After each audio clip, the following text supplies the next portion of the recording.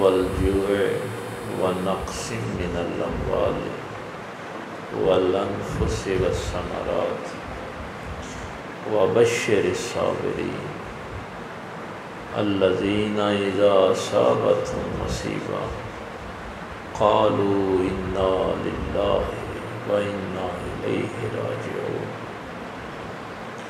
उलाइका अलैहिम सलवातुम मिर रब्बिहिम व रहमह व उलाइका हुमुल मुहतदून। आमन्तु बिल्लाहि सदक़ल्लाहुल अज़ीम। बाद अज़ हम्द व सलात नहायत वाजिबुल एहतराम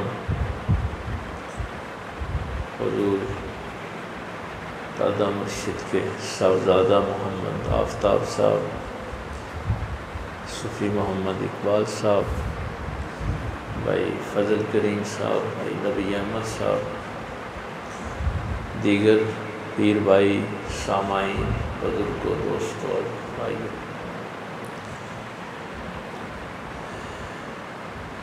कोई भी अमल हो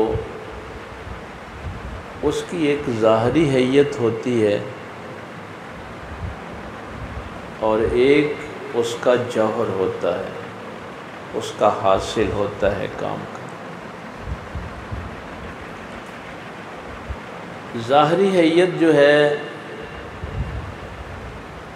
उस पे अगर आप सारी ज़िंदगी लगा दें और जौहर हासिल ना हो तो वो सफ़र बेमंजिल होता है, उस सफ़र का मकसद कोई नहीं होता।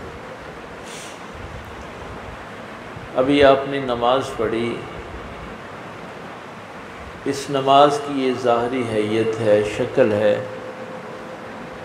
कि तकबीर तहरीमा उससे पहले शराइत नमाज, आपने वुज़ू किया, लिबास पाकीज़ा पहना, जिस्म को पाक किया, नियत की, नमाज का वक्त पाया गया, फिर आपने क़याम, रुकू, सजदा, तशहुद, ये सब कुछ ज़ाहरी शक्ल है।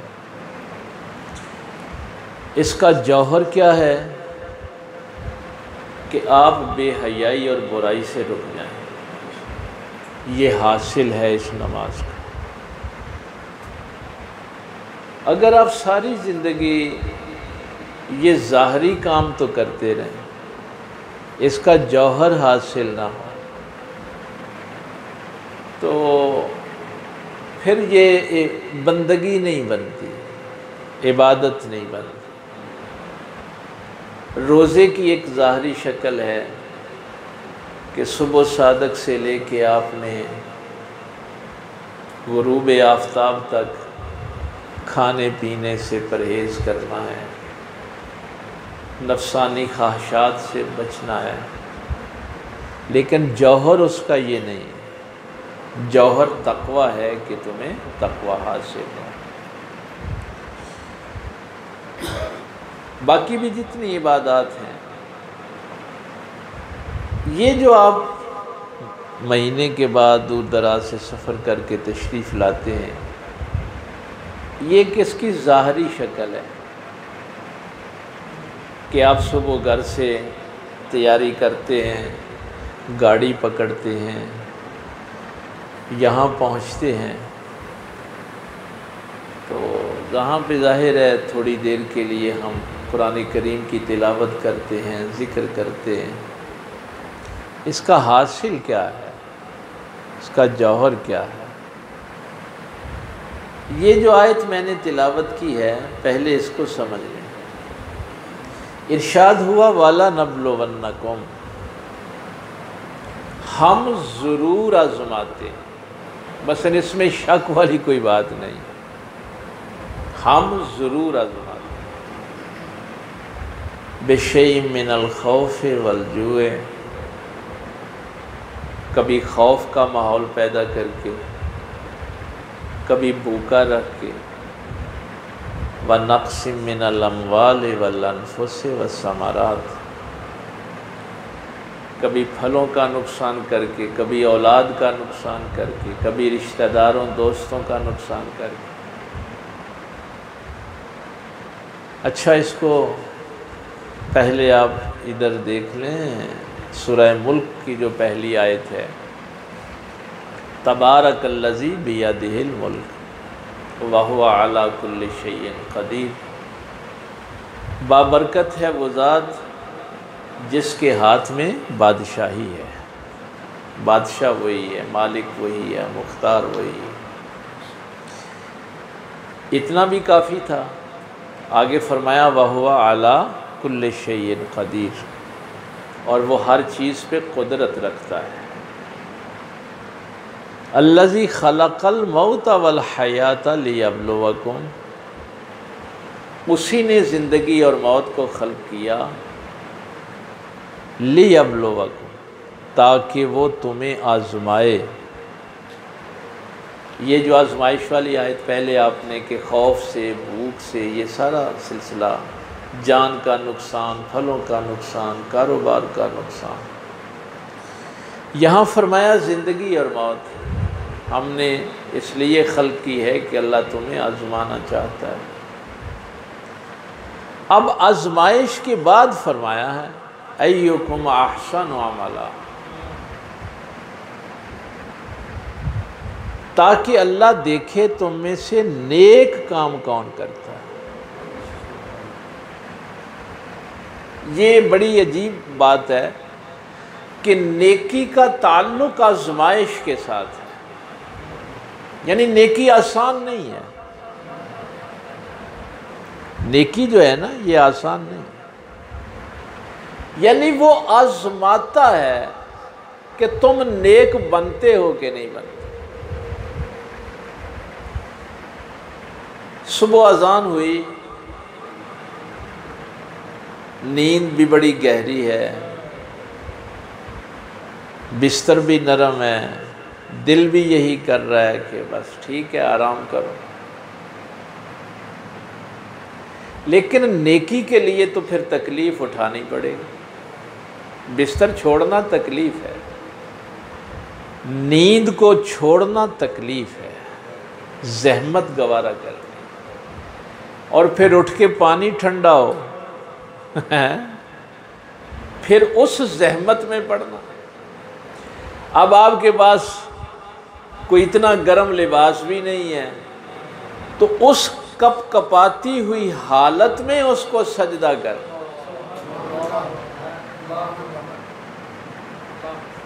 इसको जोड़ा है कि आज़माने के लिए मैंने तुम्हें ज़िंदगी और मौत दी है। इस आज़माइश के साथ नेकी जुड़ी हुई है। नेकी आसान नहीं है।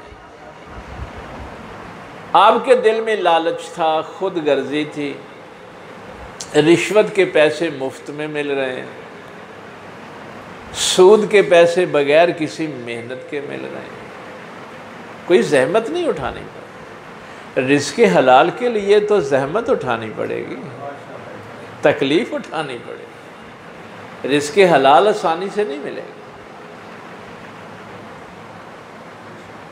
इसको ज़रा आयत को समझने की कोशिश करें कि अगर अल्लाह तक आपने पहुंचना है तो आज़माइशों में से गुजर के जाना। गालिब ने बड़ा खूबसूरत एक शेर कहा था, ये इश्क नहीं आसान, बस इतना समझ लीजिए, एक आग का दरिया है और डूब के जाना है। हाँ, उसके बाद इनामात हैं। वैसे ये पूरी तारीख़ इंसानी में वाक़या करबला एक वाक़या है, वैसे कोई वाक़या ऐसा नहीं है।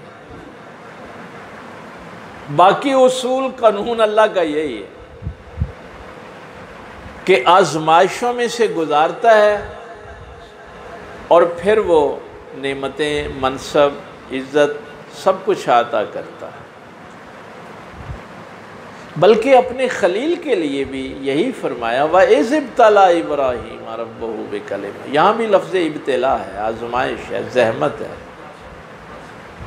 इब्राहीम को आज़माया, हर तरह से आजमाया, फातम्माहुन, और वो हर आजमाइश में कामयाब। उसके बाद काला इन्नी जाइलो का लिन्ना से इमाम, कि तुम्हें इंसानों का इमाम बना दिया। उसूल शुरू से यही था, आजमाएंगे फिर मनसब देंगे। लेकिन यहाँ अजीब बात है कि जन्नत की सरदारी पैदा होते ही दे दी। क्या अजीब बात है। मनसब और ओहदे पहले दिए, आजमाया बाद में,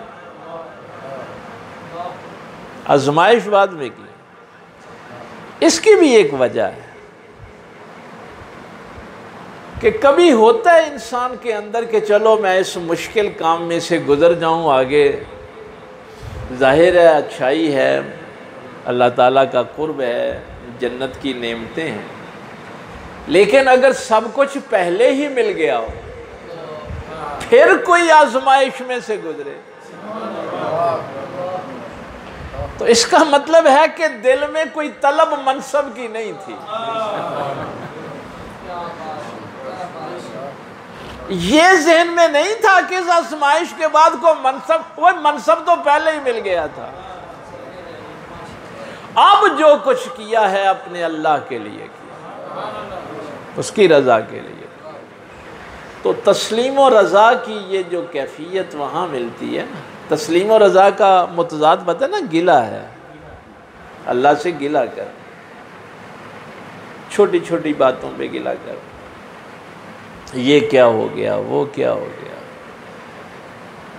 बच्चा बीमार हो गया, कारोबार नहीं रहा, बड़ी छोटी सी बात पे अल्लाह से गिले शुरू कर देते। बस ये था करबला का मफ़हूम कि इतने बड़े इम्तिहान के बाद भी शक्ल तस्लीम और रज़ा की, गिला नहीं है, किसी बच्चे की ज़ुबान पे भी गिला नहीं। बहरहाल मैं उधर फिर आता हूँ अपने कि नेकी आसान नहीं।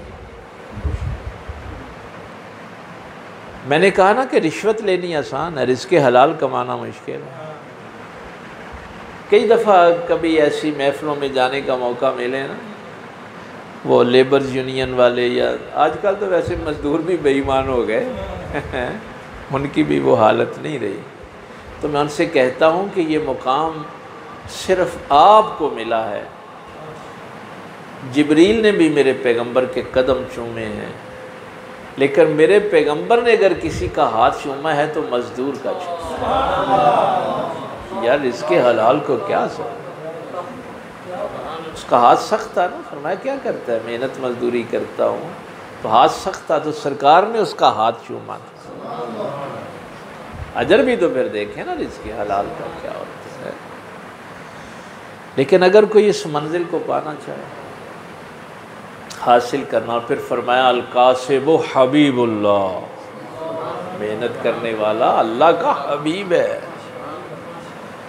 ये रिश्वतखोरों के लिए तो नहीं है, सूदखोरों के लिए नहीं है, मिलावट करके रोज़ी कमाने वालों के लिए नहीं है, किसी की जायदाद पे कब्ज़ा करने वालों के लिए नहीं, हराम कमाने वालों के लिए, क्योंकि वो आसान है ना।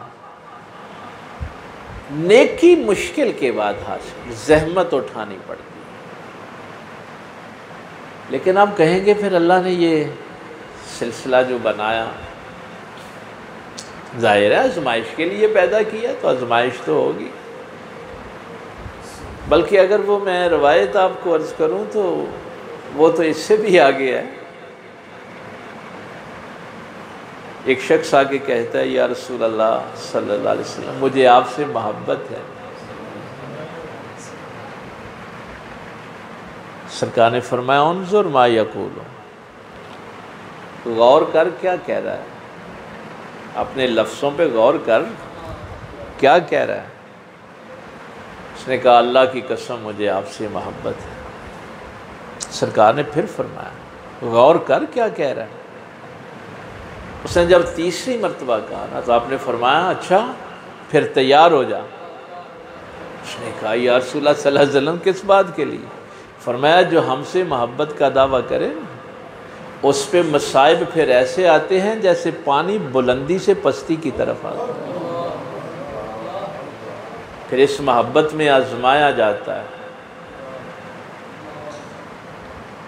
कई दोस्तों से आप पूछेंगे वो कहेंगे जी बड़ा मुश्किल है छठी शरीफ के ख़त्म पे जाना। भाई मुश्किल तो होगा, हैं?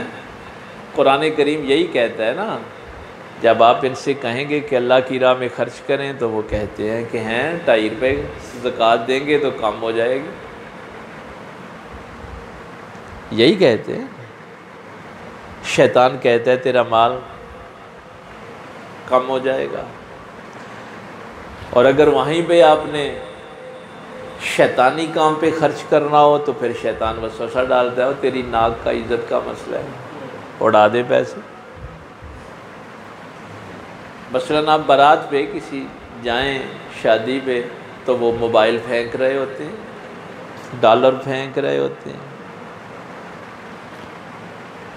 लेकिन जो ही आप कहेंगे कि हक महर अल्लाह का हुक्म है, सारी बारात सर जोड़ लेती है जी 2000 काफ़ी नहीं है, है? नेकी मुश्किल, यही जो बात बताना है कि नेकी मुश्किल है, क्योंकि उस पूरी शादी में खर्च करने का जो अल्लाह का हुक्म था वो सिर्फ हक महर था, बाकी जो कुछ तूने किया है वो अपनी मर्जी से किया। जहां अल्लाह की रज़ा आई वहां दिल बैठ गए सबके, वहां दिल कितना घुटन महसूस करता। ये वो मिसालें हैं जिनको आप ऑब्ज़र्व करती हैं, मुशाहदा करते हैं।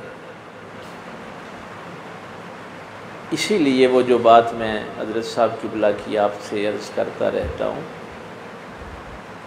ला हौला वला कुव्वता इल्ला बिल्लाह, ये हौल जो लफ्ज़ है इसका माना भी ताकत ही है, वला कुव्वता कुव्वत का माना भी ताकत है। इसकी शरह में आगे जो बातें हैं, कहीं आप इसका तर्जुमा ये देखेंगे कि मैं कोई नेकी नहीं कर सकता तेरी तौफीक के बगैर, मैं किसी गुनाह से नहीं बच सकता तेरे फजल के बगैर, तेरी तौफीक के बगैर। लेकिन लफ्ज़ी माना इसका ला हौला, कोई कुव्वत नहीं है, कोई ताकत नहीं है, वला कुव्वत आगे फिर वही जुमला है, कोई कुव्वत नहीं। इसका जो फ़र्क अहले ज़ुबान ने किया है वो ये किया है कि हौल जो है ये कुव्वत है इनफिरादी, हौल कुव्वत है इनफिरादी, और कुव्वत इज्तिमाई। असल में इन दोनों कुव्वतों का जिक्र है। मौला करीम मैं अपनी इनफिरादी कुव्वत में भी बेबस हूँ और इज्तिमाई कुव्वत में भी बेबस हूँ। इल्ला बिल्लाह, मेरी इनफिरादी भी कोई ताकत नहीं है, मेरी इज्तिमाई भी कोई ताकत, इल्ला बिल्लाह। ताकत है तो सिर्फ अल्लाह, कुव्वत है तो अल्लाह। तो इसको कहते हैं तौफीक। तौफीक का माना भी आपको अर्ज़ कर दूं कि ये मेरे रास्ते में जो इब्तिला और आजमाइश, ये जो रुकावटें हैं, मसलन मेरी नींद मुझे उठने नहीं दे रही ना। यहाँ पे 2 बंदों का जिक्र है, एक वो जिसको शदीद नींद आई हुई है, उसके लिए हुक्म है कि वो थोड़ी देर के लिए सो ले, फिर आराम से उठ के नमाज पढ़े। जैसे भूख लगी है तो पहले खाना खाए, तवज्जो उसकी नमाज की तरफ। लेकिन 2 बंदों का जिक्र किया गया, एक वो जो इसलिए नहीं सो रहा कि मेरी नमाज कज़ा ना हो जाए,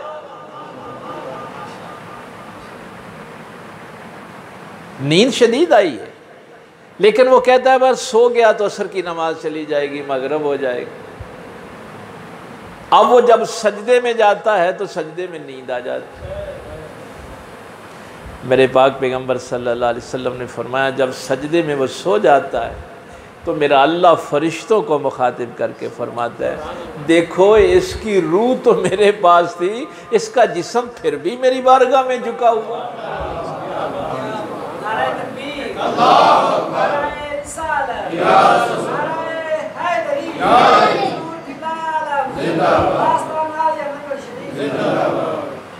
यानी कभी सोना उसकी रजा के लिए और कभी ना सोना उसकी रजा। तो ये जो रुकावटें हैं ना दरमियान में, उन रुकावटों को अबूर करने के लिए अल्लाह की तौफीक की ज़रूरत है। यानी मेरी इनफरादी ताकत भी ये नहीं है कि मैं इन रुकावटों को अबूर कर सकूँ, और मेरी इज्तिमाई ताकत भी नहीं है। इसके लिए वो जो बुजुर्गान दीन एक जुमला कहा करते हैं ना कि अपने माल की हिफाजत के लिए तो बड़े गार्ड रखता है। बैंकों के बाहर भी अंदर भी गार्ड होते हैं ना, अपने जिस घरों में ज़ाहिर है माल पड़ा होता है उन्होंने भी गार्ड रखे होते हैं। तो बुजुर्गान दीन यही फरमाया करते हैं कि अपने दुनियावी माल के लिए तो तू बड़े मुहाफ़िज़ रखता है, रात को ख़ुद भी जागता रहता है, अपने ईमान की हिफाजत के लिए भी किसी गार्ड का एहतमाम कर है। तो जो तेरे ईमान का मुहाफ़िज़ है उसी को मुर्शिद कहते हैं। हाँ, मुर्शिद का माना है जो तेरे ईमान की हिफाजत करे। देखिए मसलन यहाँ आप बच्चे आपके साथ आएंगे, यहाँ मैं वज़ू के मसाइल ना भी बताऊँ तो जब वो आपके साथ बैठ के वज़ू करेंगे, मुशाहदा करेंगे तो सीख लेंगे ना कि वज़ू कैसे करना। महफ़िल में बैठने का अदब उनको आ जाएगा कि सर पे टोपी रखनी है, बुज़ुर्गों के सामने नहीं बैठना, खाना कैसे खाना है। ये तरबियत के सारे मामले जो हैं ना ये हो जाएंगे। तो इसलिए एक तो ये जहन में रखें, हाँ यहाँ से ये रूहानियत शुरू होती है कि आप जो भी काम करें उसमें आपकी रूह शामिल हो। तो जब आपकी रूह शामिल हो जाती है तो रूह क्या है? अमरे रब्बी यसालूना का अनिर्रूह कुल रूह मिन अमरे रब्बी। तो फिर आपका ये जिस्म, ये जितनी भी रुकावटें हैं ये बड़ी आसानी से दूर हो जाती हैं। फिर आपके लिए ये नेकी की तरफ सफ़र करना आसान हो जाता है, आपके लिए जागना आसान हो जाता है। वैसे भी ये सूरह मुज़म्मल का पहला रुकू पढ़े ना तो उसमें अल्लाह ताला ने फरमाया कि दो चीज़ें इस नफ्स को, ख्वाहिश नफ्स को पामाल कर देती हैं, एक भूख और एक नींद। यानी ये नींद से आपकी अगर दस्तरस है, आप नींद को छोड़ देते हैं, उस पर काबू पा लेते हैं। तो हज़रत साहब क़िबला एक जुमला मुझे फरमाया करते थे, शायद आपको भी बताते हो, कि बेटा इन दोनों चीज़ों पे अल्लाह ने इंसान को कंट्रोल दिया है।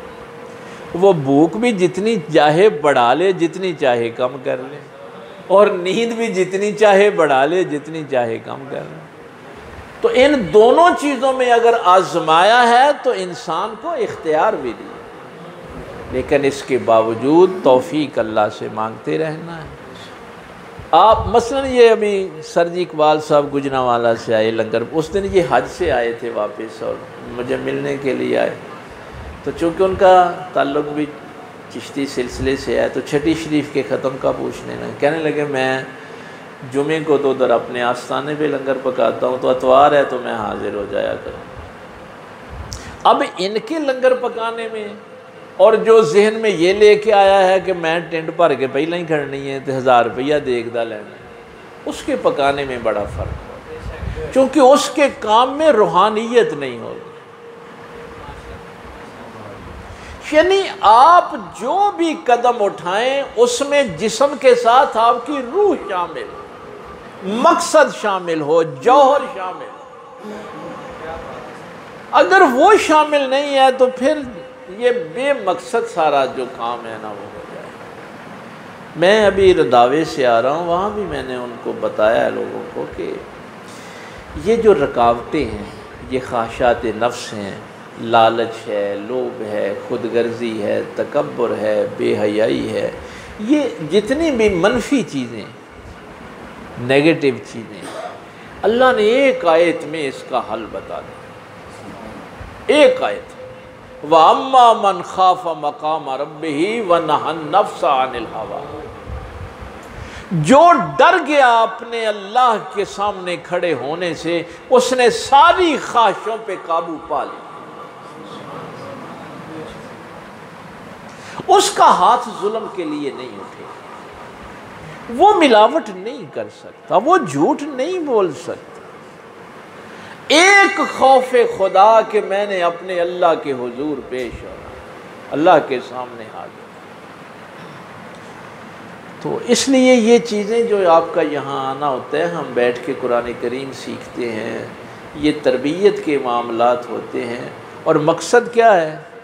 मकसद तो भाई एक ही है कि जब हम अपने अल्लाह के हुजूर पेश हों तो वहाँ सुरखरू हो जाएं, वहाँ कामयाब।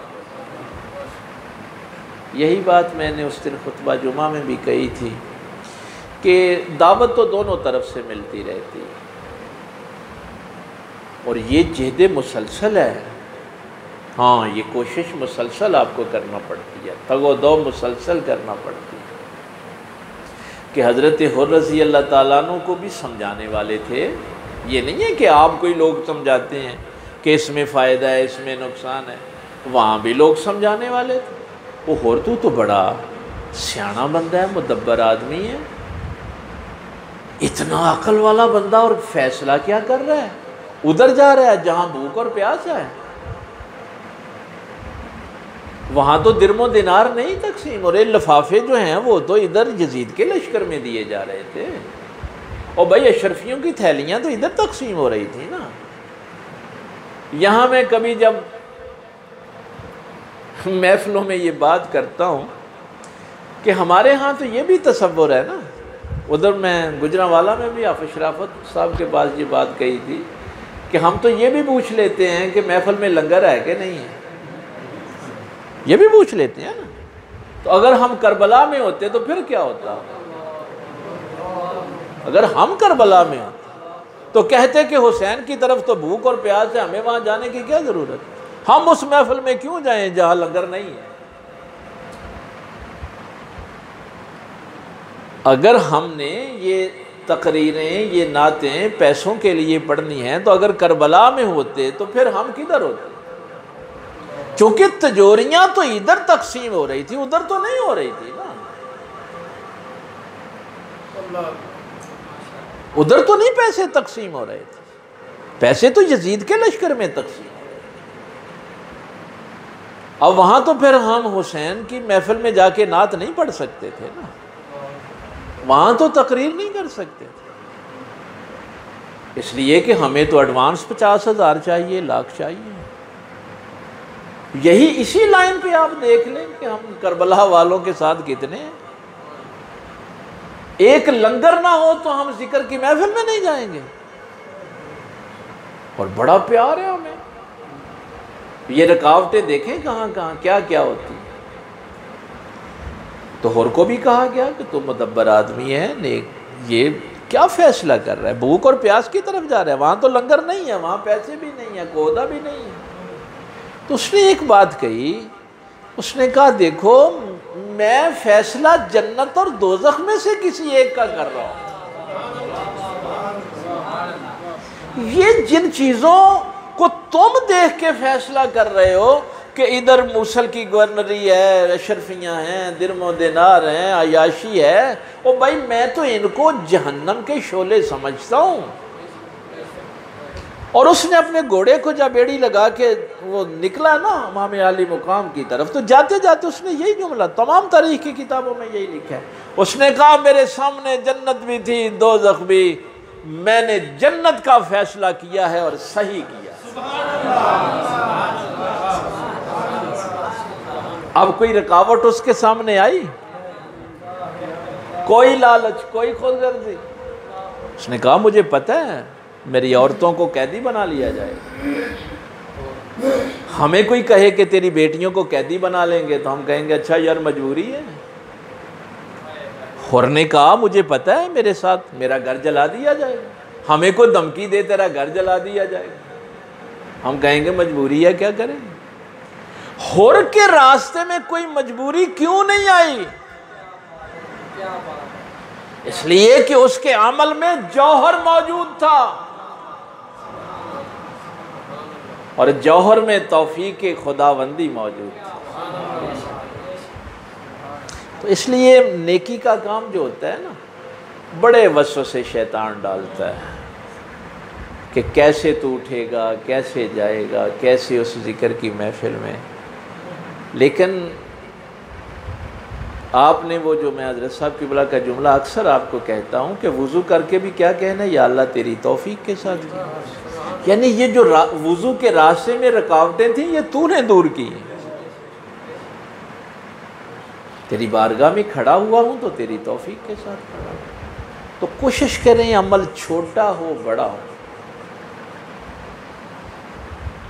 उसमें आपकी रूहानियत शामिल हो, आपकी रूह शामिल हो।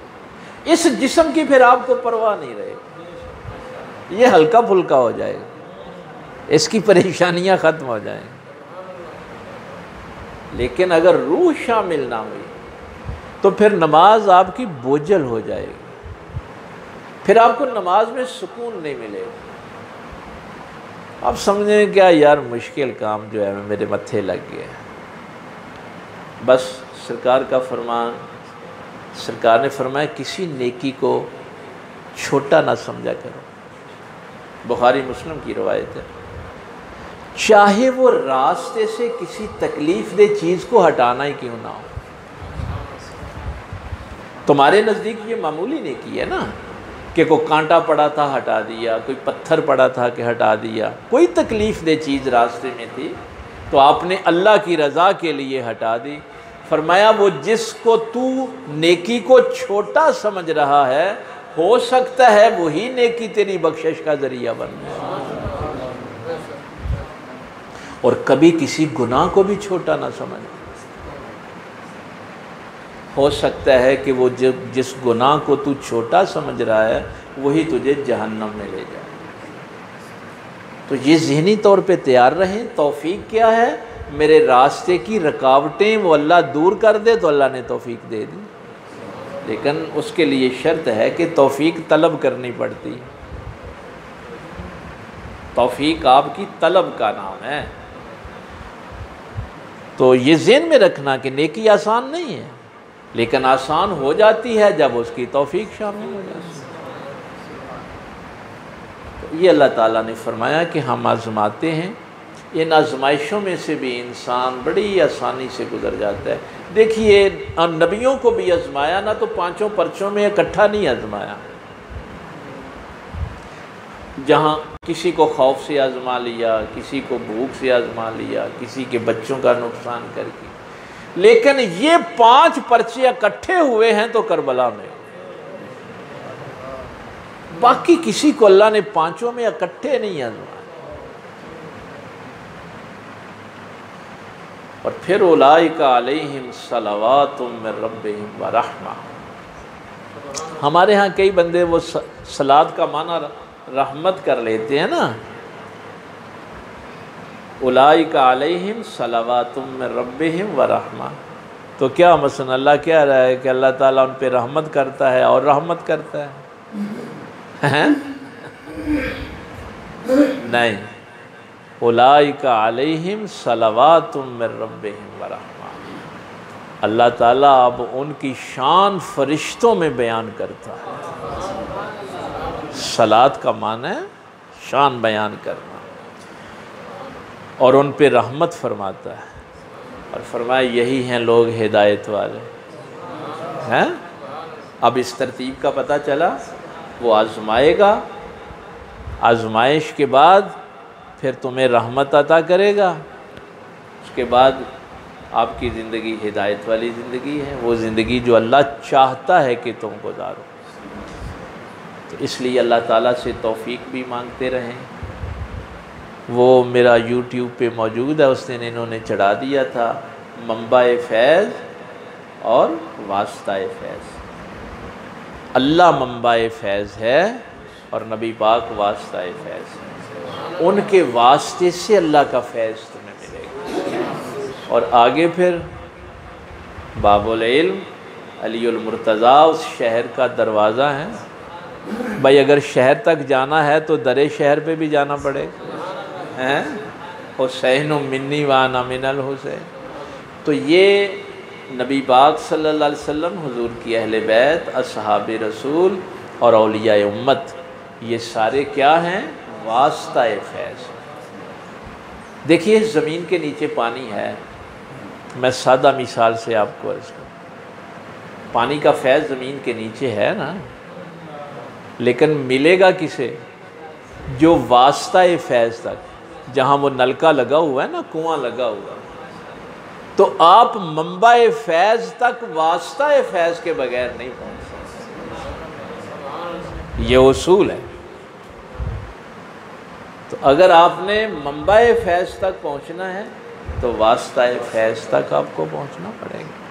इसीलिए नमाज में जब आप अल्लाह की तस्बीह, हम सब कुछ बयान कर लेते हैं तो तशहुद में बैठ के अल्लाह फरमाता है कि ठीक है, तू मेरे सामने क़याम में खड़ा है, रुकू तूने मुझे किया है, सजदा किया है, मेरी हम्द बयान की है, लेकिन वो जो वास्ता फैज़ है उसकी बारगाह में सलाम तो कर, अस्सलामु अलैका अय्युहन नबी तो क्या है? तूने मेरी हम्द कर ली, मेरे सामने खड़ा। ये नहीं है कि तुम मंबा फैज़ के सामने खड़ा है तो तुझे फैज़ मिल जाएगा। फैज़ फिर भी तुझे अस्सलामु अलैका अय्युहन नबी कहने के बाद वा अला इबादिल्लाहि सालिहीन, हाँ, और उसके साले बंदे जो हैं वहाँ। तो ये वास्ता फैज़ के लिए, फैज़ जितना भी है वो अल्लाह के पास है। मंबा फैज़ अल्लाह की ज़ात, बस अल्लाह की ज़ात। हाँ, अकीदा जो है वो ज़हन में रखें। हुजूर फरमाए ना आना मदीनतुल इल्म, तो हमारा अकीदा क्या है? इल्म का मंबा अल्लाह की ज़ात है। हमारे नबी के पास जो इल्म है वो अल्लाह की अता है, इसलिए इसमें शिरक नहीं होता। हुजूर रहमत लिल आलमीन है तो वो रहमत अल्लाह की अता है।